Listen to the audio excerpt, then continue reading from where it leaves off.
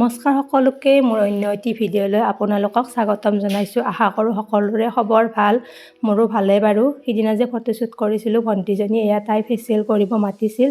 তাই মান্থলি ফেচিয়েলটো কৰাই বাৰু, আৰু আপোনালোকেও মান্থলি ফেচিয়েলটো কৰাই নে জনাবচোন। আৰু যদিয়ে নকৰে মান্থলি এবাৰকৈ ফেচিয়েলটো কৰিব চেষ্টা কৰিব, বয়সৰ চাপ নপৰে আৰু ফেচিয়েলটো কৰিলে স্কিনটো চাফা হৈ থাকে, ধুনীয়া হৈ থাকে। আৰু গৈ পায়ে মই ফাৰ্ষ্ট ক্লিনজিংটো কৰিলোঁ, আৰু ক্লিনজিংটো 5 মিনিট কৰিছোঁ।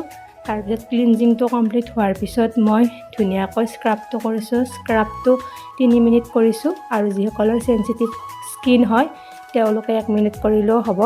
আৰু স্ক্ৰাবটো কমপ্লিট হোৱাৰ পিছত মই মাছাজটো কৰিছিলোঁ। মাছাজটো 15-20 মিনিট কৰিছোঁ, আৰু মাছাজটো কমপ্লিট হোৱাৰ পিছত মই এয়া পেকটো লগাইছোঁ। আৰু মাছাজৰ ভিডিঅ'টো দেখুওৱা নহ'ল, ক্লিপটো ল'ব পাহৰি থাকিলোঁ।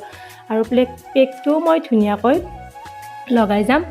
আৰু পেকটো কমপ্লিট হোৱাৰ পিছত 15-20 মিনিট ৰাখি শুকাব দি মই আকৌ পেকটো ৰিমুভ কৰি দিম। আৰু আপোনালোকৰ বহুতে মোক সুধি থাকে মোৰ পাৰ্লাৰখন ক'ত আছে। মই পাৰ্লাৰত নাথাকোঁ, মই হোম ছাৰ্ভিচ দিওঁ।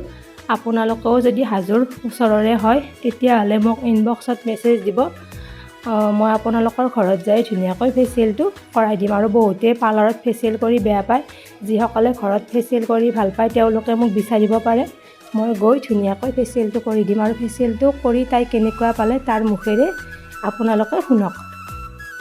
চুমু, তইতো মূৰতে ফেচিয়েল কৰিয়ে থাকা, কেনেকুৱা লাগে মূৰতে ফেচিয়েল কৰি? বহুত ধুনীয়া লাগে দেই, বহুত ভালকৈ কৰে। আপোনালোকে চাব পাৰে মোৰ স্কিনত বহুত দাগ আছিলে, এতিয়া একেবাৰে দাগ নোহোৱা হৈ গৈছে। সঁচাকৈ বঢ়িয়া, তই যিমান পাৰা মই ভাবাই নাছিলোঁ। Thank U.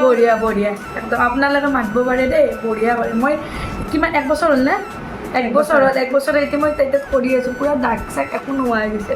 আপোনালোকে ওচৰৰ পৰা চাওক।